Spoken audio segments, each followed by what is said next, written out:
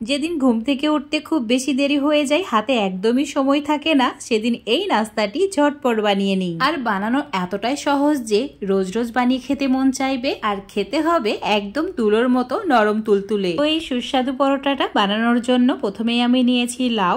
তো লাউ থাকলে অবশ্যই লাউ দিয়ে বানানোর চেষ্টা করবে, খেতে খুবই সুস্বাদু হয়। সামান্য পরিমাণে লাউ নিয়ে খোসাটাকে ছাড়িয়ে নিচ্ছি। এখানে নিজেদের প্রয়োজন বুঝে লাউয়ের পরিমাণটা বাড়িয়ে বা কমিয়ে নিতে পারো। এভাবে 4 টুকরো করে নিয়ে মাঝের বীজগুলোকে ফেলে দিতে হবে। পরোটার মধ্যে বীজটা যদি থাকে তাহলে একদমই ভালো লাগবে না খেতে। টুকরোগুলোকে ধুয়ে নেওয়ার পর একটা গ্রেটার দিয়ে গ্রেট করে নিতে হবে, আর এর সঙ্গে আরও কিছু সবজি অ্যাড করতে হবে নিজেদের পছন্দ মতো। তো এখানে গাজর কুচি নিয়েছি, তার সঙ্গে নিয়েছি পেঁয়াজ, আর অবশ্যই পেঁয়াজটা একদম পাতলা স্লাইস করে কেটে নিতে হবে। তো একদম এইভাবে হাত দিয়ে মুছড়ে নেওয়ার পর দিয়েছি সামান্য পরিমাণে লঙ্কা কুচি, আর দিয়েছি ধনেপাতা কুচি। এবার এই সমস্ত উপকরণ একটা বড় সাইজের বাটির মধ্যে নিয়ে নিতে হবে। তোমরা চাইলে এখানে আরও কিছু সবজি অ্যাড করতে পারো, যেমন বাঁধাকপি, ক্যাপসিকাম। এবার এর মধ্যে একটি ডিম দিয়ে দিতে হবে। ডিমের পরিমাণটা 1টি বা 2টি রাখলেই যথেষ্ট। এবার দিতে হবে স্বাদ মতো নুন। তো নুনটা অবশ্যই নিজেদের স্বাদ বুঝে অ্যাড করবে। সামান্য পরিমাণে ধনের গুঁড়ো, গরম মশলার গুঁড়ো, আর দিয়েছি লঙ্কার গুঁড়ো। সমস্ত কিছু প্রথমে ভালো করে মিশিয়ে নিতে হবে। মেশানো হয়ে গেলেই এর মধ্যে দিয়ে দিতে হবে আটা বা ময়দা, যে যেটা পছন্দ করো সেটাই দেবে। এখানে আমি 1 কাপ ময়দা দিচ্ছি। এবারে ময়দার মধ্যে দিয়ে দিতে হবে ওই কাপের মাপ করে 1 কাপ জল। এখানে নর্মাল জল নিয়েছি। সমস্ত কিছু প্রথমে ভালো করে মিশিয়ে নিতে হবে। 1 মিনিট এইভাবে মিশিয়ে নেওয়ার পর এটা অনেক বেশি ঘন মনে হচ্ছে, তো আরও হাফ কাপ মতো জল এখানে অ্যাড করেছি। তো জলের পরিমাণটা 1.5 কাপ হলেই যথেষ্ট।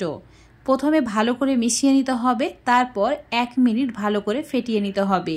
ঠিক এইভাবে একদম 1 মিনিট ফেটিয়ে নেওয়ার পর মিশ্রণটা একদমই রেডি হয়ে যাবে। তো এখন চুলোর ওপরে একটা তাওয়া খুব ভালোভাবে গরম করে নিয়েছি। অল্প একটু অবশ্যই তেল ব্রাশ করে নিতে হবে, আর চুলোর ফ্লেমটা মিডিয়াম টু হাই করে রাখতে হবে। এখন এই মিশ্রণটা একটা কাপের মাপ করে দিয়ে দিচ্ছি, আর একটা চামচ বা হাতার সাহায্যে মিশ্রণটাকে তাওয়ার চারিদিকে ঠিক এইভাবে ছড়িয়ে দিতে হবে, যাতে একটা বড় সাইজের গোল রুটি হয়ে যায়।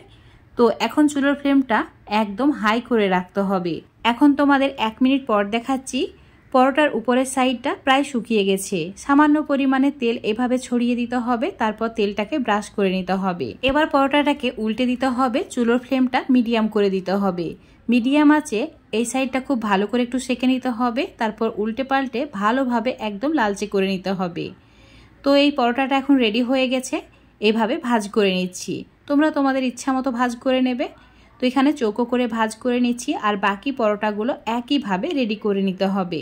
এই পরোটাগুলো বানানো খুবই সহজ, আর এটা ঠান্ডা হওয়ার পর এত বেশি নরম তুলতুলে হয় যে মুখে দিলে একদম মিলিয়ে যায়, আর খেতে হয় দারুণ সুস্বাদু। তো দেখতেই পাচ্ছ পরোটাগুলো কতটা লোভনীয় হয়েছে। সকালবেলায় এমনকি সন্ধ্যাবেলায় এই পরোটাগুলো খেতে খুবই সুস্বাদু লাগে। আজকের এই পরোটা রেসিপিটা যদি তোমাদের ভালো লেগে থাকে অবশ্যই বাড়িতে এইভাবে একবার বানিয়ে খেয়ে দেখবে। দেখতে পাচ্ছ পরোটাগুলো কতটা পাতলা হয়েছে, একদম কাগজের মতো। আজকের এই পরোটা রেসিপিটা যদি ফেসবুক পেজ থেকে দেখো অবশ্যই পেজটাকে ফলো করে নেবে। ইউটিউব থেকে দেখলে চ্যানেলটাকে সাবস্ক্রাইব করে রাখবে আরও এরকম রেসিপিগুলো পাওয়ার জন্য।